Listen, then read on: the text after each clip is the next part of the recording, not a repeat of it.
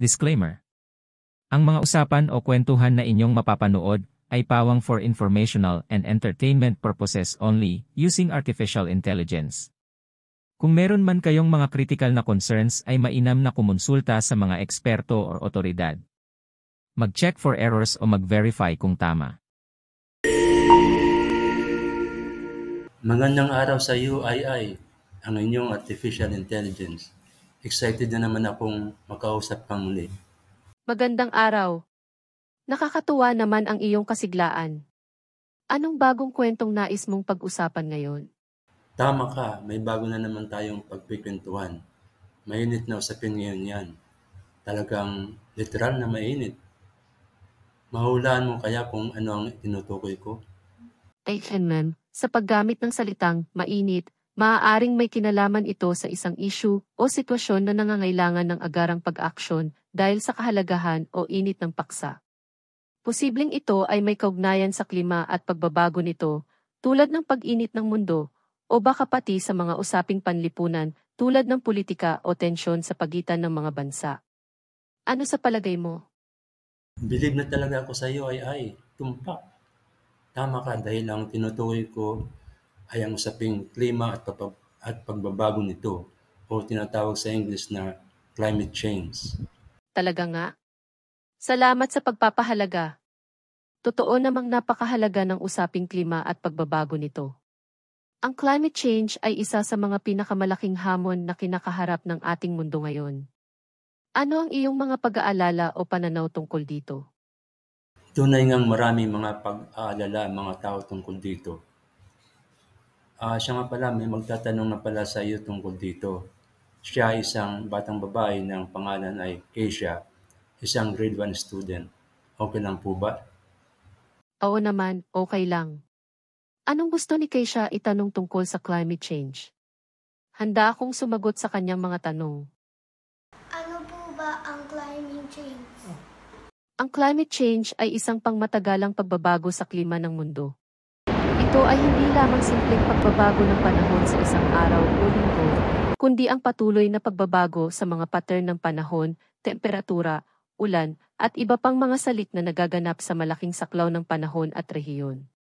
Mayroong mga pangunahing sanhi ng climate change, kabilang ang pagtaas ng greenhouse gas emissions mula sa mga tao, tulad ng carbon dioxide mula sa paggamit ng fossil fuels at deforestation, at mga natural na pagbabago sa sistema ng mundo tulad ng mga volcanic eruptions at solar radiation. Ang mga epekto ng climate change ay maaaring maging napakalawak at mapanira. Kasama rito ang pagtaas ng temperatura ng mundo, pagbabago sa mga pattern ng ulan, pagtaas ng level ng dagat, pagkasira ng biodiversity, at pagbabago sa kalidad ng buhay ng maraming tao sa buong mundo. Dahil sa kahalagahan at epekto nito sa ating mundo at sa mga susunod na henerasyon, mahalaga na magkaroon tayo ng pangunawa sa climate change at kumilos upang mapabuti ang kalagayan ng ating planeta. Oo nga, talagang nararamdaman na namin ang epekto ng climate change kasi sobrang mainit na ang panahon. Umaabot na sa 36 degrees Celsius temperatura o 50 degrees Celsius ang tinatawag na heat index. Tama ka, ramdam na talaga ng marami ang epekto ng climate change sa pagtaas ng temperatura ng mundo. Ang pagtaas ng temperatura, kasama na rin ang pagtaas ng heat index, ay maaaring magdulot ng maraming problema sa kalusugan, lalo na sa mga lugar na hindi gaanong handa sa sobrang init.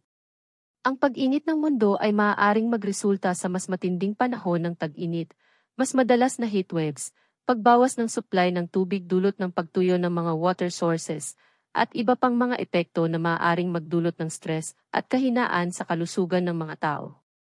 Mahalaga ang pagpaplano at pagtugon sa ganitong mga sitwasyon.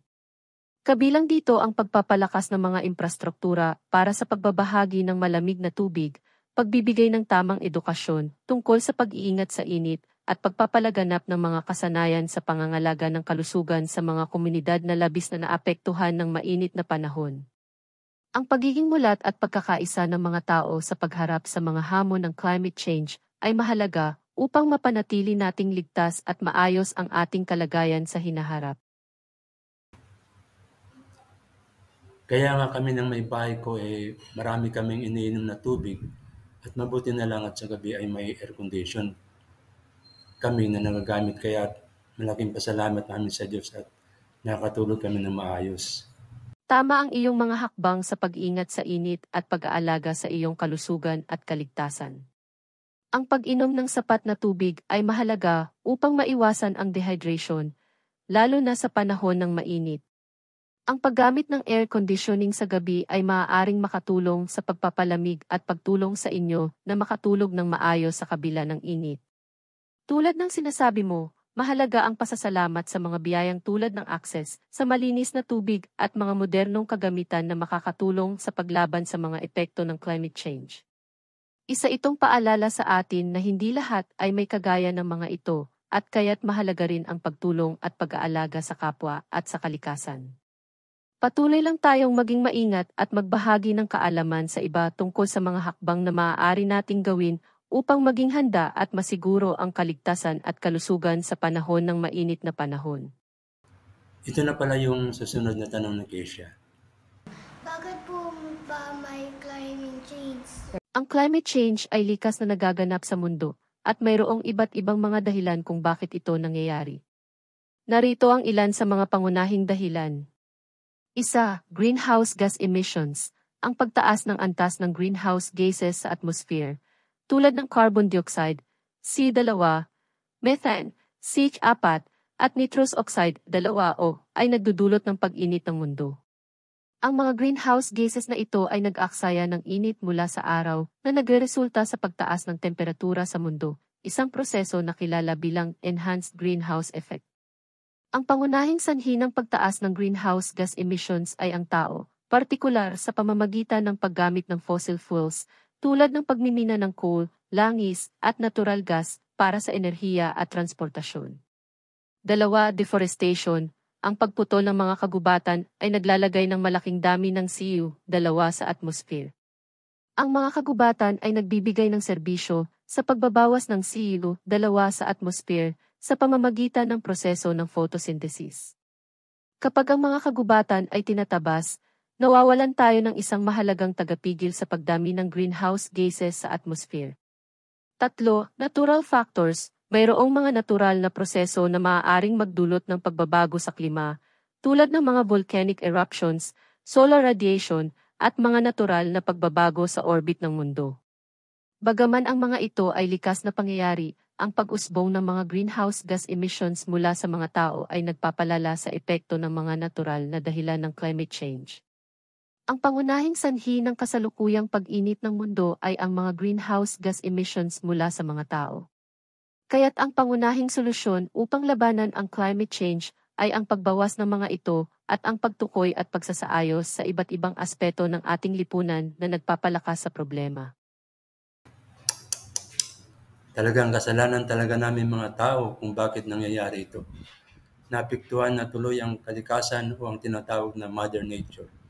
Totoo nga, tayo bilang tao ang may malaking papel sa pag-usbong ng climate change at sa pang-aapekto sa kalikasan.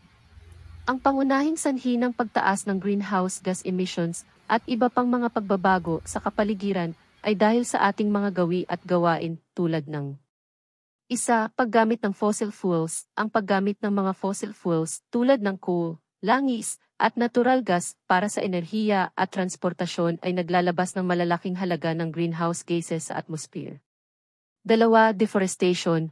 Ang pagputol ng mga kagubatan para sa pagmimina, pagsasaka, at urbanisasyon ay nagbabawas ng kakayahang ng mundo na mag-absorb ng CO2 mula sa atmosphere. 3. Pagsasaka at paggamit ng lupa. Ang mga modernong pamamaraan ng pagsasaka, tulad ng pagsasaka ng monoculture at paggamit ng chemical fertilizers, ay maaaring magdulot ng pagkalat ng mga greenhouse gases at pagkasira ng lupa. 4. Pangangalakal at industriya. Ang industrialisasyon at globalisasyon ay nagpapalakas sa produksyon ng mga produktong nagdudulot ng emissions, tulad ng transportasyon ng kalakal at produksyon ng mga materyales. Ang mga ito at iba pang gawain ng tao ay nagdudulot ng malalaking epekto sa kalikasan, at sa huli, tayo rin ang nakakaranas ng mga negatibong epekto ng climate change. Subalit, hindi pa huli ang lahat. mayroon pa tayong pagkakataon upang kumilos at magkaroon ng positibong epekto sa hinaharap ng ating planeta. Sa pamamagitan ng kolektibong pagkilos, maaari nating baguhin ang ating mga gawi at gawain upang maging mas responsable sa kalikasan at sa susunod na henerasyon. Sa pagpapalaganap ng kamalayan, pagtukoy sa solusyon at pagtulak sa mga pulisiya at mga hakbang na makakatulong sa pagbawas ng greenhouse gas emissions at pagtataguyod ng sirkular na ekonomiya, maaari nating maibsan ang epekto ng climate change at protektahan ang kalikasan para sa mga darating pang henerasyon. Narito ang sunod na tanong ni Keisha. Delikado ba po ito? Oo, tunay na delikado ang climate change. Ang patuloy na pagtaas ng temperatura ng mundo at ang mga kaakibat na epekto nito ay nagdudulot ng seryosong banta, hindi lamang sa ating kalikasan, kundi pati na rin sa kaligtasan at kaayusan ng buhay ng tao. Narito ang ilan sa mga delikadong epekto ng climate change. 1. Pagtaas ng antas ng dagat. Ang pagtunaw ng mga polar ice caps at glaciers ay nagdudulot ng pagtaas ng antas ng dagat. Ito ay maaaring magresulta sa pagbabaha ng mga coastal area, pagkasira ng mga coastal ecosystem, at pagkawala ng tirahan para sa mga komunidad sa tabi ng dagat. 2. Mas madalas at matinding extreme weather events. Ang pag-init ng mundo ay nagdudulot ng mas matinding mga bagyo, heatwaves, pagbaha, at kalamidad na dulot ng panahon. Ito ay maaaring magdulot ng pinsala sa ari-arian, pagkawasak ng infrastruktura, at panganib sa buhay ng mga tao. 3. Panganib sa kagubatan at biodiversity. Ang mga kagubatan ay naharap sa pagkasira at pagkawasak dahil sa pagtaas ng temperatura, pagbabago sa klima, at pagputol ng kagubatan.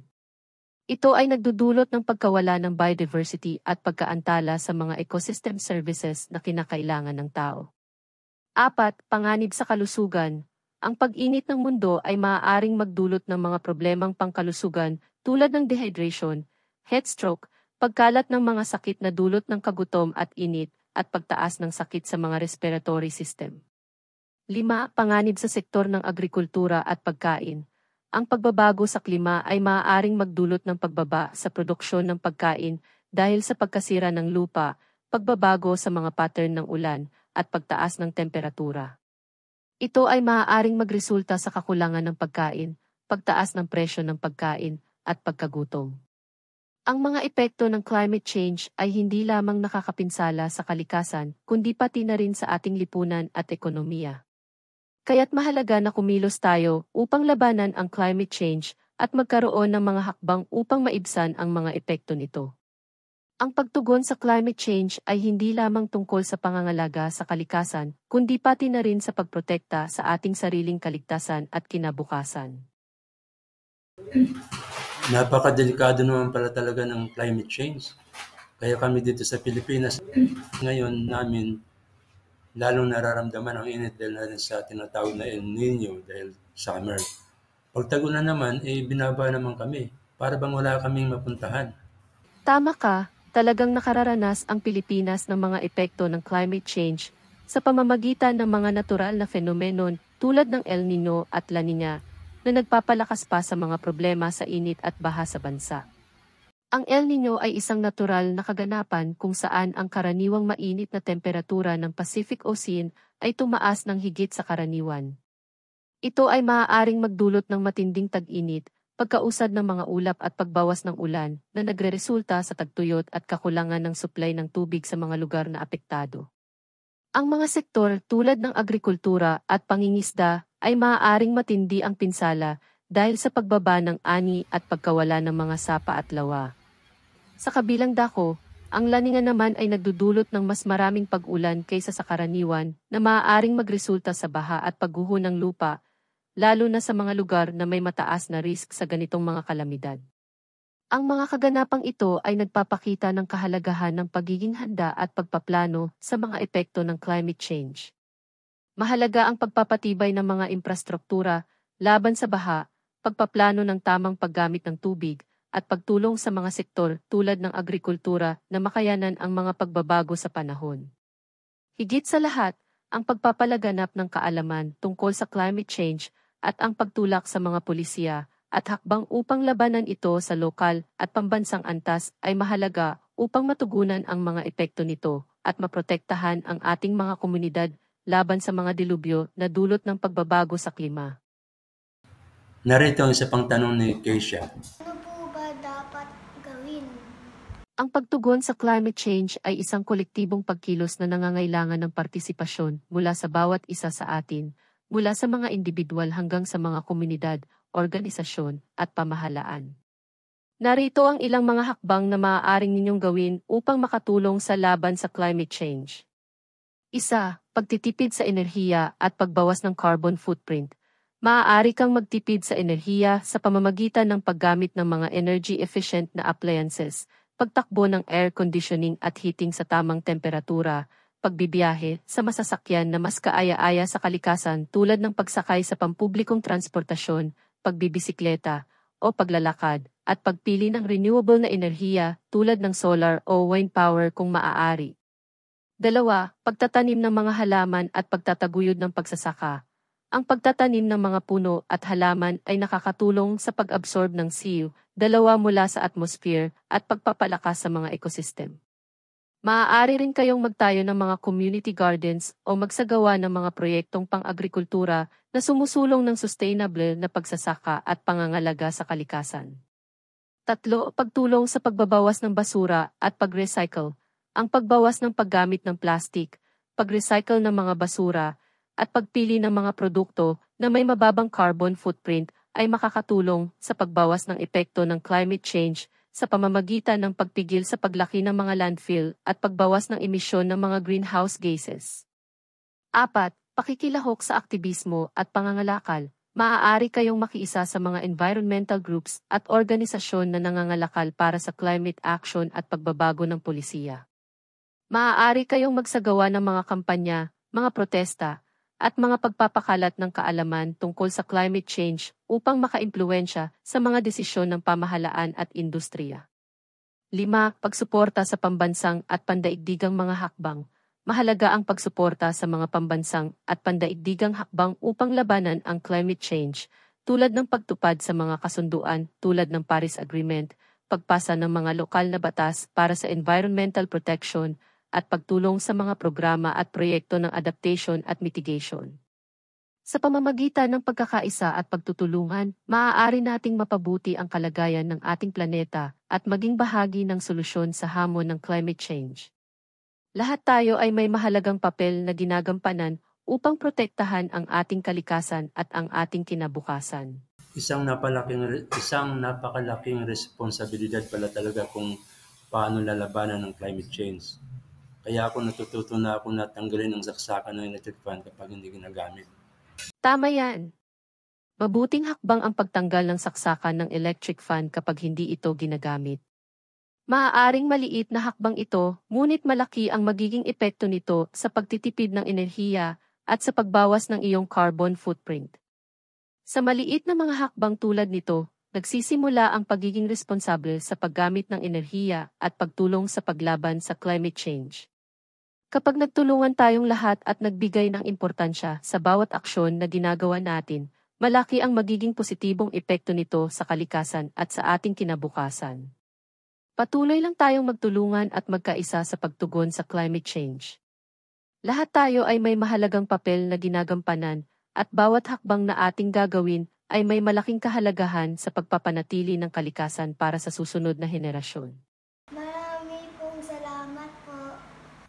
Maraming salamat daw, sabi ni Keisha, sa pagsagot mo sa kanyang mga katanungan. Walang anuman.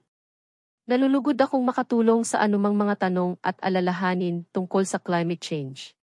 Kung mayroon pa kayong ibang mga katanungan o nangangailangan ng karagdagang impormasyon, huwag mag-atubiling itanong. Palaging narito ako upang makatulong. Sabihin mo kay Keisha na kung mayroon siyang karagdagang mga katanungan sa hinaharap, pwede niya rin akong tanungin. Mag-ingat kayo palagi at magandang araw sa inyong dalawa. Makakarating kay Keisha, sasabihin ko rin sa kanya na panoorin itong episode ng vlog ko tungkol sa climate change. Ako rin nagpapasalamat sa iyo ng lubos sa mga naibahagi mong information tungkol sa napakalagang usapin tungkol sa climate change. Naway makatulong ito sa ating tagapanood at taga-subaybay. Once again, maraming salamat at sa muli, ingat and God bless us all. Ipagpatuloy mo ang mahusay na gawa sa pagpapalaganap ng kaalaman tungkol sa climate change sa pamamagitan ng iyong blog. Ang pagpapalawak ng kamalayan tungkol sa usaping ito ay napakahalaga upang magkaroon ng positibong pagbabago sa lipunan at protektahan ang ating planeta. Maraming salamat din sa iyo sa iyong pagiging bukas sa pagtanggap ng impormasyon at sa iyong determinasyon na maging bahagi ng solusyon sa climate change. Ingat kayo lagi at patuloy na magbigay inspirasyon sa iba sa pamamagitan ng iyong mga gawa at salita. God bless us all.